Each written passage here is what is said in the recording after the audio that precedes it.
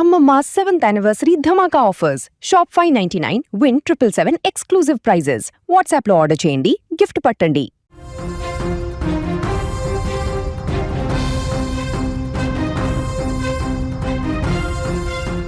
తమిళనాడు రాజకీయాల్లో సంచలనం. అగ్ర కథానాయకుడు విజయ్ కొత్త అధ్యాయానికి శ్రీకారం చుట్టబోతున్నారు. తమిళగ వేట్రి కళగం పార్టీని విజయ పథంలో నడిపించి అసెంబ్లీ ఎన్నికల్లో ప్రభంజనం సృష్టించిన విజయ్ రేపు అనగా మే 7న ముఖ్యమంత్రిగా ప్రమాణ స్వీకారం చేయబోతున్నారు. ద్రవిడ రాజకీయాల కోటను బద్దలు కొట్టి ఒక కొత్త శక్తిగా ఎదిగిన విజయ్ ప్రస్థానం ఇప్పుడు దేశవ్యాప్తంగా చర్చనీయాంశమైంది.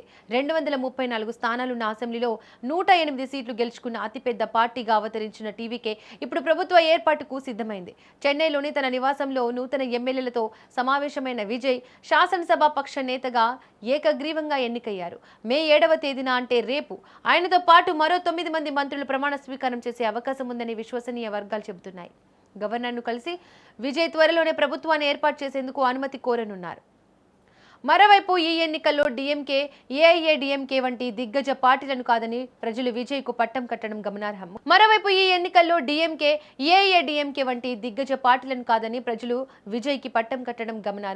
ముఖ్యంగా యువ ఓటర్లు ఆయన వైపు నిలబడడం ఈ చారిత్రాత్మక విజయానికి ప్రధాన కారణమైంది. అయితే మ్యాజిక్ ఫిగర్ కు 10 సీట్ల దూరంలో నిలిచిన టీవీకే ప్రభుత్వ ఏర్పాటు కోసం కాంగ్రెస్, వామపక్షాలు, వీసీకే వంటి పార్టీల మద్దతు కోరింది.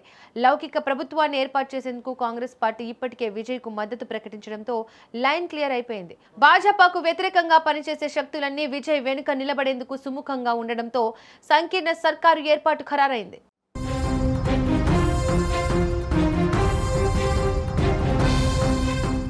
తమిళనాడు రాజకీయాల్లో జయలలిత, కరుణానిధి యుగం ముగిసిన తర్వాత వచ్చిన భారీ పొలిటికల్ రీసెట్ గా దీన్ని విశ్లేషకులు అభివర్ణిస్తున్నారు. కేవలం సినిమా గ్లామర్ తోనే కాకుండా పక్కా ప్రణాళికతో క్షేత్రస్థాయిలోకి వెళ్లడం విజయ్ కు కలిసి వచ్చింది.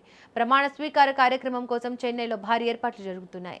అభిమానులు, కార్యకర్తలు పెద్ద ఎత్తున తరలి వచ్చే అవకాశం ఉండడంతో పోలీసులు భద్రతను కట్టుదిట్టం చేశారు. తమిళనాడు ప్రజలకు మెరుగైన భవిష్యత్తును అందిస్తానని విజయ్ హామీ ఇచ్చారు. ఈ గెలుపు ఒక అద్భుతమని, ప్రజా తీర్పు దేశ రాజకీయాలనే కుదిపేసిందని విజయ్ వ్యాఖ్యానించారు. రాబోయే 5 ఏళ్ల కాలంలో తన మార్క్ పాలనతో ప్రజల నమ్మకాన్ని నిలబెట్టుకుంటానని ఆయన ధీమా వ్యక్తం చేస్తున్నారు.